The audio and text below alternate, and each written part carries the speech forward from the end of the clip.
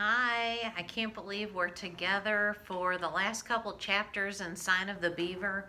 It just seems like yesterday we started the book, and here we are in the last two chapters to finish the book. Let's just spend a couple of minutes thinking about how this book began. Okay, it was 1768. That's the year that this is happening. Matt and his father had gone to Maine to build a cabin and make a new life for he and his family. Um, so that Matt and his father built the cabin, got it all settled. Matt, you remember how old he is? When the story begins, just 12 years old.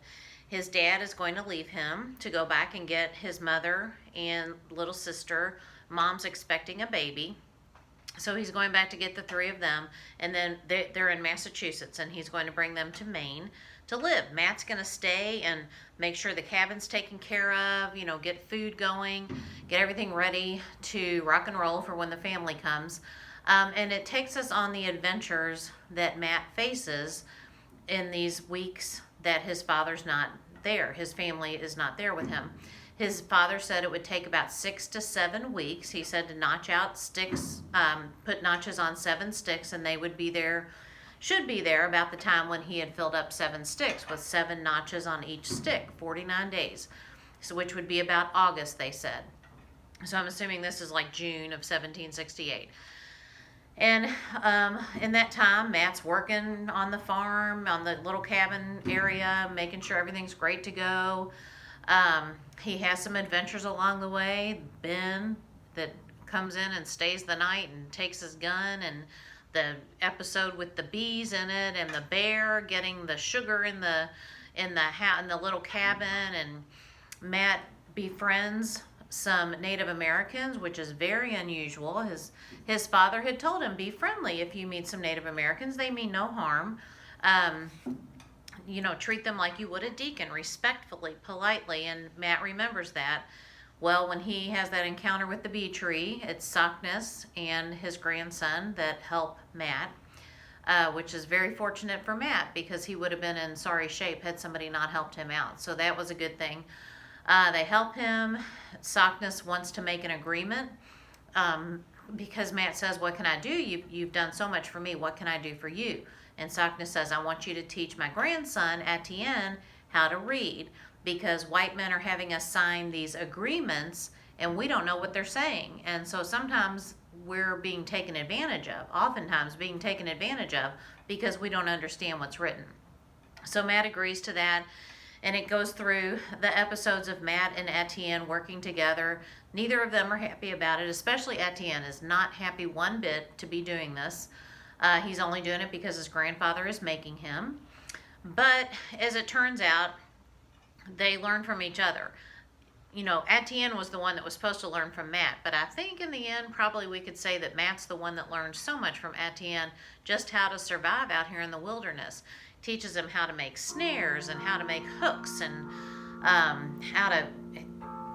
they took down a bear together and looked at the beaver dam and looking for a sign of the beaver on the trees, and learning how to find his way back if he goes deep into the woods, how to make little markers and find his way back. I mean, just the things that Etienne taught him, just countless things. And so then we found out in the last couple chapters that the Beaver tribe is going to be moving north to where there's more land, and they asked Matt to come with them because it's been a really long time since Matt's father had said he would be back. It's when we expected it to be like August, it's now October or November, and there's no sign of his family, no word from them at all. Sockness thinks that probably they're not going to show up, and that makes Matt sad.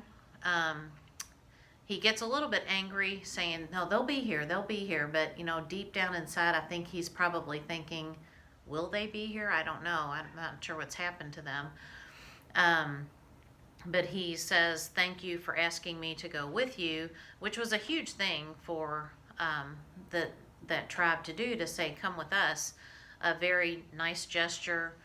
But Matt said, I need to stay here. I need to wait for my family. And Etienne respects Matt for that. He says, you know what? I would do the same thing. If it were my father, I would want to wait also, because Matt has no way of letting them know that he's gone. He could have left a note, but that doesn't mean that somebody wouldn't come overtake the cabin, you know. So Matt feels like he has to protect it. So Etienne leaves Matt his dog, along with some snowshoes and some molasses cakes, and they go on about their way to out west, they said, where there's more land, much more room to roam around, which was probably wise. And so where we left off is Matt is just going on about his day, preparing for when his family comes. He made a cradle for the baby. He made a little doll for Sarah, some new dishes for his mother, making sure there's food tucked away, just getting everything ready for when his family comes home, hopefully. That's what he's hoping for. So we are going to, one other thing. Remember, so Etienne gave Matt his dog along with the other useful items. What was it that Matt gave to Etienne? Do you remember? I hope you do, because that was his very special watch. That was his grandfather's watch. But he wanted to give him something meaningful, and that was the only thing he had. So he gave him his watch. And Etienne handled it very carefully, knowing that it was special to Matt. So that was pretty cool. Okay, so we are on chapter 24. There's no new vocab words. One word that pops up, and we're going to be reading 24 and 25, the word vanish, but I know you know what vanish means, to disappear. Okay, so chapter 24, we're on page 127. Our last two chapters in Sign of the Beaver, the author Elizabeth George Spear. The genre, I don't know if we mentioned too much of the genre, but it would be historical fiction, okay? Something that would have happened in history. It's not a true story, but every bit of it could have been true. All right, page 127, you ready? Okay. Matt stood looking up at the sky over the clearing. "It's going to snow," he told the dog. Remember, the dog's the only thing he has to talk to. "You can feel it, can't you?" The dog lifted its nose, testing the promise in the air. Matt reckoned he had been lucky so far. The heavy snows had not come. There had been flurries, thin and swirling, sifting through the trees. Many mornings he had walked to find a coating of white on the cabin roof, which would melt away under the noonday sun. Today, everything seemed different. The sky was the color of his mother's pewter plate. The brown, withered leaves of the oak trees hung motionless from the branches. 3 crows searched noisily among the dry corn stalks. A flock of birds hopped nervously under the pines. "It's almost Christmas," he said out loud. Almost Christmas, gosh. He could not remember for sure how many weeks belonged to each month. Sometimes he was not even certain that he had remembered to cut a notch every day. Each day was so like the day before, and Christmas Day, when it came, would not have anything to mark it from all the others. He tried to put out of his mind the thought of his mother's Christmas pudding. So he's saying, Christmas Day is just going to be like any other day. Nothing special about it.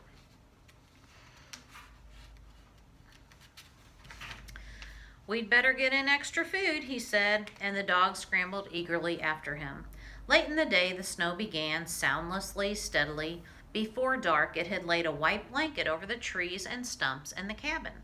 When Matt and the dog went outside at bedtime, the chilly whiteness reached over his moccasins and closed around his bare ankles.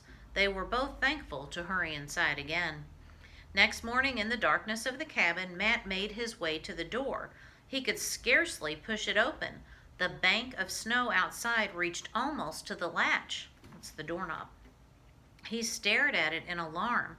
Was he going to be a prisoner in his own cabin, so he's having trouble even getting the door open? With all his preparations, he had never thought of a shovel. His axe would be about as much use as a teaspoon. He set himself to heaving a slab of firewood to make some sort of blade. By the time he had dug a few feet of pathway, the sun was high. He stepped into a dazzling white world. So he didn't think to make anything like a shovel, but what he did is somehow with his axe made a shovel type thing out of a piece of firewood that he had and just kind of chipped away at the snow outside. Now at last he could make use of the snowshoes that hung on the cabin wall. Snowshoes, I should have pulled up a picture of snowshoes. They keep you from sinking down into the snow. They're almost look like tennis rackets. but that'll be on his feet. That kind of helps disperse the weight a little bit so he wouldn't sink down into the snow the way just his 2 shoes or moccasins might do. Eagerly, he strapped the bindings about his legs and climbed up out of the narrow path he had dug. The snowshoes held him lightly. He stood poised on the snow like a duck on water. But with his first steps, he discovered that he could not even waddle like a duck on land. The clumsy hoops got in each other's way, one of them forever getting trapped beneath the other. All at once he got the knack of it, and he wanted to shout out loud, so it took a little getting used to walking in the snowshoes. He tramped from one of his snares to another, waiting every few moments for the dog who floundered happily behind him. The snares were buried deep and empty, and he set them higher just in case some animal might venture out of its burrow. Then he tramped all the way to the pond for the sheer pleasure of it. Coming back through the woods, he marveled at his own tracks, like the claw prints of a giant bird. Suddenly he realized that he was happy, as he had never been in the weeks since Etienne had gone away. He was no longer afraid of the winter ahead. The snowshoes had set him free. So he had been very nervous about what winter might be like, and just not a happy person, of course. I mean, he's by himself. Etienne's gone now. He doesn't even have him to talk to, and he was worried about the winter ahead. But today, the snow has come, and he realized, okay, I can do this with these snowshoes. I can still get out of the cabin and get food if I need to. I won't be a prisoner in the cabin. The cabin was warm and welcoming. He melted snow in his kettle and made a tea of tips of hemlock. He shelled and crushed a handful of acorns and boiled them with a strip of pumpkin. Afterwards, for the first time in weeks, he took down Robinson Crusoe. Reading by the firelight, he felt drowsy and contented. Life on a warm island in the Pacific might be easier, but tonight Matt thought that he wouldn't for a moment have given up his snug cabin buried in the snow. So he's learning to get comfortable being out there by himself, feeling like, you know what, I think I can do this. I can make it if I have to. All right, chapter 25. We're going to go ahead and last chapter. All right, you've got your predictions going? All right, can you picture Matt snuggled up all cozy in his cabin reading Robinson Crusoe by firelight? Sounds kind of cozy, doesn't it? All right, chapter 25, page 130. 3 days later, snow threatened again, and Matt gathered a pile of firewood to dry inside. He had just carried in his third armful when he heard the dog barking frantically a short distance away. Matt found him standing on the bank of the creek, his feet braced, the ridge of hair standing up along his back. Peering along the creek, Matt caught his breath. Something dark was moving along the frozen course of the stream, a huge shape, too large to be an animal, even a moose. Then he saw it was a man dragging behind him some sort of sled. He didn't move like an Indian. As he watched, Matt made out a second, smaller shape just coming into sight around the bend of the creek. He did not dare to shout for fear they would vanish like ghosts. He stood still, his heart pounding. Then finally, he began to run. "Pa!" he choked. "Pa!" His father flung down the pack he carried. His arms went round Matt and held fast, though he could not manage to speak a word. Then Matt saw his mother struggling to climb down from the sled. He bent and threw his arms around her. How small she seemed, even under the heavy cloak. A cloak is a jacket or cape. Sarah came floundering through the snow in her father's footsteps and stood staring at him, her eyes bright under the woolen hood. She wasn't the child he remembered. Awkwardly, he put his arms around her and gave her a hug. Then they were talking all at once, trying to be heard over the fierce clamor of the dog. "Quiet!" Matt shouted at him. "This is my family. They've come. They're actually here." They pushed their way. I feel like it's not true or something. They pushed their way through the snow to the cabin, leaving the sled where it stood in the middle of the ice. Matt helped his mother over the doorstep. He could see she was scarcely able to stand, and he pulled a stool nearer the fire for her. He's taking care of his mom. Isn't that sweet? She clung to him. I am not going to cry. She clung to him, her eyes on his face. Matt would hardly have recognized her, so thin and pale. with great shadows under her eyes. You know how sometimes when you're sick you get circles under your eyes? But those eyes were warm and shining, and her smile was as beautiful as he had remembered. I was bound we'd get here for Christmas, she panted. I couldn't have borne it to let Christmas go by. Oh, Matt, you're safe. I mean, think how worried, Matt was worried about his family. Think how his family must have been worried about him all alone. And no way to communicate with one another back then. It was the typhus, his father explained. The typhus was a terrible illness back then that took many lives of many people. We all took sick with it, and the fever was bad. Takes all the strength out of a body. Your ma took the worst. We ought to have waited longer till she was more fit, but she was dead set on startin'. The river's most frozen shut. We had to wait at the trading post 3 weeks before anyone would risk carrying us. Then we had to get the sled made, but your ma, she kept pushing at us. She's a rare one, your ma.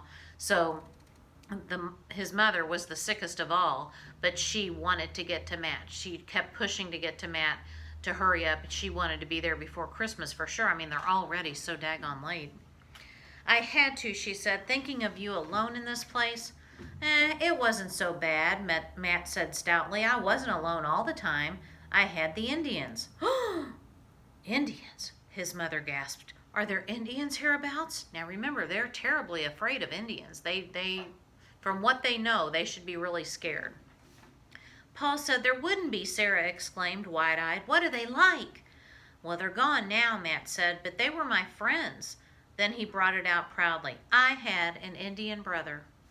From the way they stared at him, he could see it was going to take a mighty lot of explaining before they could understand. He didn't suppose they ever would truly. His father said nothing. He was looking soberly at the snowshoes propped against the wall and at the bow hanging over the door where the rifle should have been. So he sees the traces of Indians in there with the snowshoes, the bow and arrow. Everywhere he looked, Matt realized he must see something the Indians had given him or had taught him how to make for himself. However, his father seemed to think there was no time now for questions. We'd better unpack the sled, he said, before it starts to snow again. Matt sprang to help. There was one question he had not dared to ask till he and his father were alone. Now, what question do you think that would be? Matt's got a question on his mind, and he hasn't said anything until he and his father were alone. The baby, did you leave it behind? His father ran a hand over his beard. His eyes were troubled. The little one only lived 5 days, he answered. 'Twas a pitiful little thing, would never have made this journey. Just don't say aught to your ma. She still takes it hard. So the baby died. It was just too weak to survive. And Pa said, don't say anything to your ma because it makes her really sad. Matt promised. He wished he had somehow been able to hide the cradle before she noticed it. Remember, he made the cradle for that baby. But he didn't know. Standing in the snow, his father reached to put a hand on Matt's shoulder. You've done a grown man's job, son, he said. I'm right proud of you. Matt could not speak. It took his breath away to think that he might have gone with the Indians, that they might have come to an empty cabin and found that all his mother's fears had come true. He would never have heard the words his father had just spoken. This was how Etienne had felt, he knew, when he found his Manitou and became a hunter. So Matt's thinking, oh my gosh, thank goodness I didn't go with the Indians. What would Ma and Pa have thought if they had come to an empty cabin and I wasn't here? And that his father told him he was proud of him, that he did a man's job. That made Matt feel like what he thought Etienne felt like when he found his Manitou. As his father untied the bundles from the sledge, Matt lugged them into the cabin. Flour, molasses, a fine new kettle, warm, bright quilts, and thanks be, new books for him and a woolen jacket and breeches. He felt richer than Robinson Crusoe with all the plunder from that sunken ship. Then he noted that his father had a new rifle, and presently he discovered, poking out from his mother's pack, his own old musket. He hadn't a doubt she had learned to use it, and would have too had her family been threatened. He suspected that even Sarah, so grown up now, wouldn't have feared to pull that trigger if there'd been need of it. Well, there'd be no more need of it now, with 2 men to fend for them. Inside the cabin, Sarah was bustling capably about, unwrapping the pewter dishes, setting out the little whale oil lamp that had always stood on the table in Quincy. "That's the funniest looking dog I ever saw," she said. "It won't come near us." "He's an Indian dog," Matt told her. "He's suspicious of white folks. You wait, you'll get to like him." He couldn't get over how much older she looked, but still spunky. Her eyes were sparkling, and Matt suspected that for her long journey had just been an adventure. He should have made her a beau instead of a doll, and he would too the first chance he got. So he didn't realize how grown up she had gotten, thinking she's not going to want a doll now. She'd much rather have a bow and arrow, probably. His mother had thrown off her cloak, and the fire had brought a bit of color into her cheeks. She was making a great show of coming home. If the cabin seemed rough and cramped after the pretty house she had left behind, she never let on for a moment. She went about admiring everything: the drying ears of corn, the strings of pumpkin, the fine new wooden bowls he had carved. "All this food," she marveled, "and I've been feared you were starving." He was thankful now for the times he had gone hungry to save what he could for their coming. "There's jerky for supper," he told her. "I tried not to eat too much of it. You can make a pretty fair stew with that and a little pumpkin. Some salt would sure help if you brought any." As he started out again, his mother stopped him and put her hands on his shoulders. "Wait a minute," she said. "I just want to look at you." She had to tip her head back to do it. "You look different, Matt. You're most as tall as your pa, and awful thin. You're so brown I'd have taken you for an Indian." "I almost was one," he said, giving her a quick hug to show he was joking. He hoped she'd never know how true it was. "We're going to have neighbors," she said happily as she set the new kettle over the fire. "A man and his wife have a claim not 5 miles from here." Now she's calling them neighbors, but they're 5 miles away. I mean, that's a good piece away. "They're staying at the trading post till spring. We plan to share a pair of oxen. They say 3 other families are coming too. They're going to set up a mill. Before you know it, we'll have a town here, maybe even a school for you children." Neighbors. Now that was a thought that would take some getting used to. Matt supposed he ought to be pleased. Yes, of course he was pleased. It was just that he rather liked it as it was here in the forest, with all the gladness in him right now. You wouldn't think there'd be room for any other thought, but even now, with his family here, their voices filling the long silence, with all his worries vanishing like smoke up the chimney, he suddenly thought of the Indians. He wished that Etienne and his grandfather could know that he had been right to stay, that his father had come as he had promised them. So he wishes that they would know that so they wouldn't worry, and that Matt had made the right decision to stay. But the old man had been right too. More white men were coming. There would be a town here on the land where the Indians had hunted the caribou and the beaver. If only he could be sure that the Indians had found a new hunting ground. So Matt doesn't know that they for sure found a new spot either. He's just hopeful that they did. Matt thrust his arms into his new jacket and went out again into the snow. Behind him, the cabin glowed, warm and filled with life. Already steam was rising from the new kettle. He'd cook one of his special stews for them for supper, and he wouldn't have to eat it alone. They would all sit together around the table and bow their heads while his father asked the blessing. Then he would tell them about Etienne. And that's the end of the story. So his family did come. Did you think they would come? That they would make it? It's nice that they did. I just, gosh, if they hadn't, how horrible that would have been had he had to stay out in the wilderness all by himself. Very sad that the baby didn't make it, but at least he has his ma and his pa and his sister to keep him safe and warm. So your activity today, you'll be doing your chapter summary. You can combine 24 and 25 together.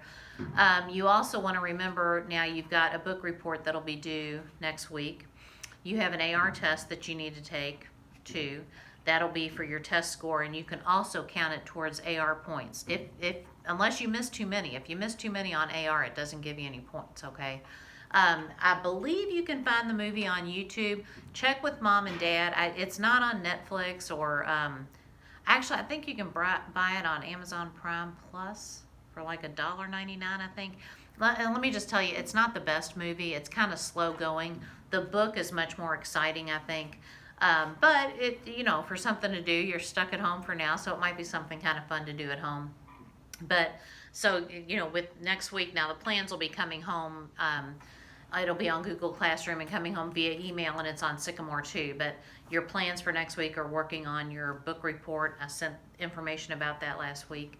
And also to take your AR test and make sure you're meeting your AR goal. Okay? All right, work hard, be sweet. You know my expectations. Mom and Dad don't have to babysit you with this. You can do it, okay? You show them that you can do it. You know what I want. And you're old enough now, you can handle it on your own. You can be independent with it, okay? I miss you guys terribly. I'll see ya. I hope you're being wonderful. Stay fantastic. And yeah, I guess I'll see you on Google Meet in the coming weeks here. Okay, bye.